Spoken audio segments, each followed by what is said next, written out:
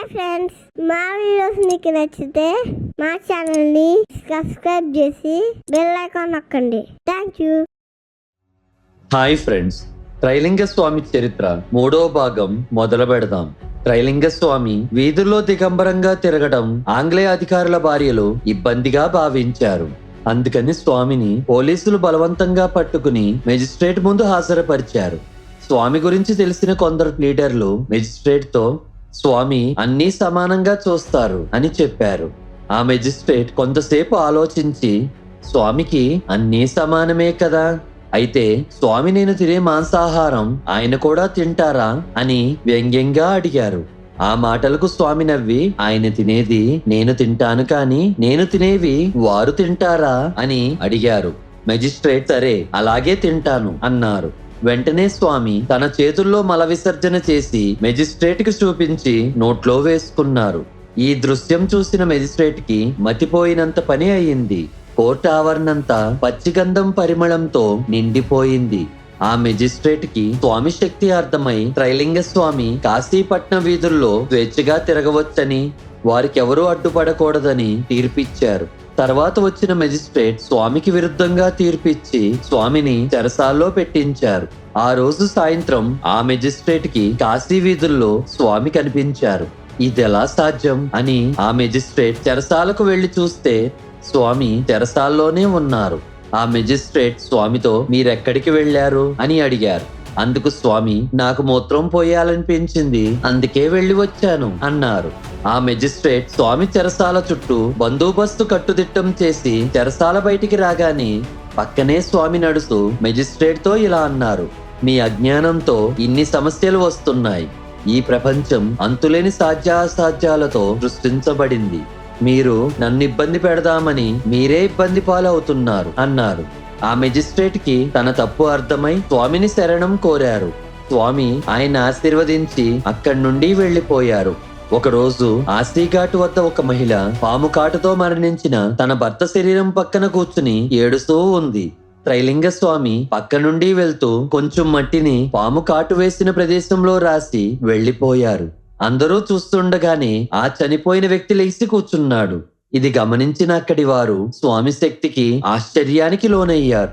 ఒకరోజు ఉజ్జయిని రాజు గారు మణికర్ణికా ఘాట్లో పడవ ప్రయాణం చేస్తున్నారు. ఆ సమయంలో దిగంబరిగా నీళ్లపైన తేలుతున్న స్వామిని చూసి వారి దగ్గరకు వెళ్లి స్వామిని పడవలోకి రమ్మన్నారు. స్వామి పడవలోకి వచ్చి రాజుగారి దగ్గర ఉన్న ఆంగ్లేయులు బహుకరించిన అత్యంత విలువైన కత్తిని చూసి ఒకసారి ఆ కత్తిని చూడటానికి ఇమ్మన్నారు. ఆ కత్తిని చూస్తూ స్వామి దాని గంగలో జారవిడ్చారు. రాజుగారికి కోపం కట్టెలు తెంచుకుని స్వామిని నిష్ఠూరంగా మాట్లాడసాగారు. స్వామి తన 2 చేతులు గంగలో ముంచి రాజుగారి కత్తి లాంటివి 2 కత్తులు తీసి వీటిలో మీ కత్తేది అని అడిగారు. రాజు తన కత్తిని గుర్తించలేక తర్జన పడసాగారు. అప్పుడు స్వామి, నీ కత్తినే గుర్తించలేని వాడివి ప్రజలను ఎలా తెలుసుకుంటావు అని అసలైన కత్తిని రాజుకిచ్చి 2వ కత్తిని గంగా నదిలో పడేశారు. తర్వాత స్వామి నదిలోకి దూకి మాయమైపోయారు. ఒకరోజు విజయనగరం రాజుగారు కాశీ దర్శించారు. ఆ సమయంలో త్రైలింగ స్వామి ఆయన ముందు నుండి వెళ్లడం గమనించి స్వామిని ఆహ్వానించి స్వామికి నూతన వస్త్రములు ఆభరణాలు అలంకరించారు. స్వామి వీధిలోకి రాగానే కొందరు దొంగలు స్వామివారి మీద అలంకరించిన నగలను లాక్కుని పరిగెత్తారు. ఇది చూసి స్వామివారు నవ్వసాగారు. రాజుగారు ఆ దొంగలను పట్టుకుని స్వామి వద్దకు తీసుకువచ్చి వీరికి ఏం శిక్ష వేయమంటారు అని అడిగారు. అందుకు స్వామి వారిని క్షమించి వదిలేయండి, అదే సరైన శిక్ష, ఈ అలంకరణలతో నాకేం పని అని అక్కడి నుండి వెళ్లిపోయారు. స్వామివారు చాలా అల్పంగా తినేవారు, కానీ భక్తులు పాలు సమర్పిస్తే తీసుకునేవారు. స్వామివారిని బాధ పెట్టాలని ఒక ఆంగ్లేయ ఉద్యోగి పెద్ద కుండడు సున్నపు నీరు కలిపి స్వామివారితో వినయంగా మీకోసమని పాలు తెచ్చాను అని సున్నపు నీరు సమర్పించాడు. సర్వం తెలిసిన స్వామి అతనిచ్చిన సున్నపు నీరు మొత్తం త్రాగేశారు. కానీ స్వామికేమీ కాలేదు.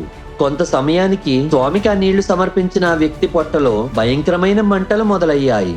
అప్పుడు ఆ వ్యక్తి స్వామి పాదాల మీద పడి రక్షించమని వేడుకున్నాడు.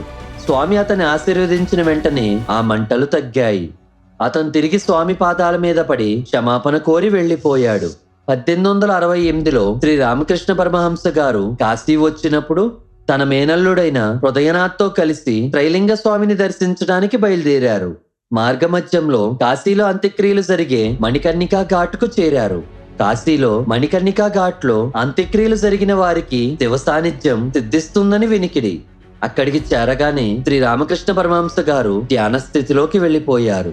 ఆ స్థితిలో ఉన్న రామకృష్ణ పరమహంస గారికి శివపార్వతుల దర్శనం అయ్యింది.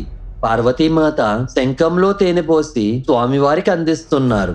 అప్పుడు పరమశివుడు ఆ శంఖంలోని తేనె అక్కడ దహనకాండ జరుగుతున్న శరీరాల చెవుల్లో పోస్తూ ఉంటే వారందరూ శివ సాన్నిధ్యం పొందుతున్నట్లు శ్రీ రామకృష్ణ పరమహంస గారికి కనిపించిందట. ఈ విషయం శ్రీ రామకృష్ణ పరమహంస గారి జీవిత చరిత్ర రచించిన శ్రీ శారదానంద స్వామి వారు రాశారు. కొంత సమయం తర్వాత శ్రీ రామకృష్ణ పరమహంస గారు తేరుకుని త్రైలింగ స్వామిని దర్శించారు. త్రైలింగ స్వామి శ్రీ రామకృష్ణ పరమహంస గారిని సగౌరవంగా ఆహ్వానించి అతిథి మర్యాదలతో ఆదరించారు. రామకృష్ణ పరమహంస గారు త్రైలింగ స్వామితో ఈశ్వరుడు ఒక్కరా అనేకుల అని అడిగారు. అందుకు త్రైలింగ స్వామి సైగలతో ఇలా చెప్పారు: సమాధిలో ఉండి చూస్తే ఏకమని, వ్యవహారిక జ్ఞానావస్థలో ఉండి గమనిస్తే అనేకులుగా కనిపిస్తారని చెప్పారు. రామకృష్ణ పరమహంస గారు మతమంటే అని అడిగారు. అందుకు త్రైలింగ స్వామి మతమంటే నిజమని చెప్పారు. రామకృష్ణ పరమహంస గారు భూమి మీద పుట్టిన వారి కర్తవ్యం ఏమిటి అని అడిగారు.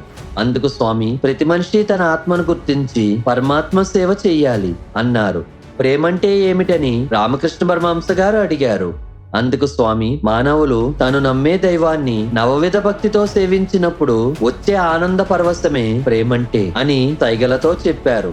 రామకృష్ణ పరమహంస గారు త్రైలింగ స్వామిని హృదయనాథుకు చూపించి ఈయన సాక్షాత్ భూమి మీద నడిచే విశ్వనాథుడే అని చెప్పారు. మరొకసారి రామకృష్ణ పరమహంస గారు ఒక భారీ కొండలో 13 కేజీల పాయసాన్ని తయారు చేసి తానే స్వయంగా త్రైలింగ స్వామికి తినిపించారు. స్వామి పాయసం మొత్తం తినేశారు. త్రైలింగ స్వామి మహావతార్ బాబాజీ గారి శిష్యులైన లాహిరి మహాశయ గారు ఇద్దరూ స్నేహితులు. స్వామి తరచుగా లాహిరి మహాశయ గారి ఇంటికి వచ్చి వెళ్లేవారట. 1874లో పృథ్వీ అనే శిష్యుడి గురువు బంధువైన విద్యానంద స్వామి వారణాసి వచ్చారు. వారు త్రైలింగ స్వామిని దర్శించడానికి పృథ్వీతో పాటు వచ్చారు. ఆ సమయంలో త్రైలింగ స్వామి శిష్యులతో మాట్లాడుతున్నారు. విద్యానంద స్వామిని చూడగానే త్రైలింగ స్వామి లెగిసి ఆయన్ని కౌగిలించుకుని కొంతసేపు అలాగే ఉండి అందరూ చూస్తుండగానే ఇద్దరూ మాయమైపోయారు. ఇది ఎలా సాధ్యమని అక్కడి వారందరూ చర్చించుకోసాగారు. వారు అలా ఆశ్చర్యంలో ఉండగా అరగంట సేపు తరువాత త్రైలింగ స్వామి మాత్రమే తిరిగి ప్రత్యక్షమయ్యారు. దిష్టి బొమ్మల్లాగా సంబరాశ్చర్యంలో ఉన్న అక్కడి వారితో స్వామి ఇలా అన్నారు: గురువు బంధువుని రాజ్ఘాట్లో దించి అక్కడ భక్తులకు దర్శనమిచ్చి వచ్చాను అని చెప్పారు. 6 ఏళ్ల ముందే స్వామి శరీరం వదలబోతున్న విషయం చెప్పారు. 6 సంవత్సరాల తర్వాత ఒకరోజు స్వామి గంటల తరబడి గంగలో మనసారా విహరించి వచ్చి తన శిష్యులతో నేను శరీరాన్ని వదిలేస్తున్నాను అన్నారు. స్వామిని 32 సంవత్సరాలుగా సేవించిన మంగళదాస్ కన్నీరు మున్నీరై ఏడుస్తూ, స్వామి భావితరాలకు మిమ్మల్ని పూజించుకోవటానికి మీ రాతి విగ్రహం చేయించే వరకు కొంత సమయం ఉండండి స్వామి అని అర్థించాడు. స్వామి సరే అని 1 నెల రోజులు సమయం ఇచ్చారు. స్వామి తొందరలో శరీరం వదలబోతున్నారని తెలిసి భక్తులు దేశం నలుమూలల నుండి తండోపతండాలుగా రాసాగారు. స్వామి పంచగంగ ఘాట్లో ఒక స్థలం ఎంపిక చేసుకుని అక్కడ ఒక భూగృహం నిర్మించమని చెప్పారు. స్వామి శరీరం వదిలే రోజుకి ఆయన విగ్రహం తయారైంది. ఆ రోజు ఉదయం 8 గంటలకు స్వామి ఆ భూగృహంలో ప్రవేశించి శిష్యులతో నేను వచ్చే వరకు ఈ తలుపులు తెరవద్దు అని చెప్పి ఆ భూగృహంలోకి వెళ్లి తలుపులు మూసుకున్నారు. మధ్యాహ్నం 3 గంటల ప్రాంతంలో స్వామి ఆ భూగృహం నుండి బయటికి వచ్చారు. అందరికీ వీడ్కోలు చెప్పి డిసెంబర్ 26, 1887 సాయంత్రం సమయంలో యోగాసనంలో కూర్చుని బ్రహ్మరంధ్రం భేదించుకుని విశ్వ చైతన్యంలో విలీనమయ్యారు. స్వామి ఆదేశించినట్లే శిష్యులు స్వామి శరీరాన్ని గంధపు చెక్కపెట్లో భద్రపరిచి అన్ని ఘాట్లలో ఊరేగించి చివరికి స్వామి చెప్పిన చోట గంగా నదిలో వదిలేశారు. అందరూ చూస్తుండగానే ఆ గంధపు పెట్టి నది మధ్యలోకి వెళ్లి గంగా నదిలో మునిగిపోయింది. కానీ కొంత సమయం తర్వాత ఆ గంధపు పెట్టి తిరిగి నేలపైకి వచ్చింది. భక్తులు ఆ పెట్టి తెరిచి చూస్తే అందులో స్వామి శరీరం లేదు. ఆ పెట్టి మొత్తం పూలతో నిండి ఉంది. నాటి నుండి ఆ మఠంలో స్వామివారి విగ్రహానికి నిరంతరం అర్చనలు జరుగుతున్నాయి. ఇక్కడితో త్రైలింగ స్వామి చరిత్ర పూర్తయింది. మళ్ళీ ఇంకో యోగి చరిత్రతో కలుద్దాం. Bye friends.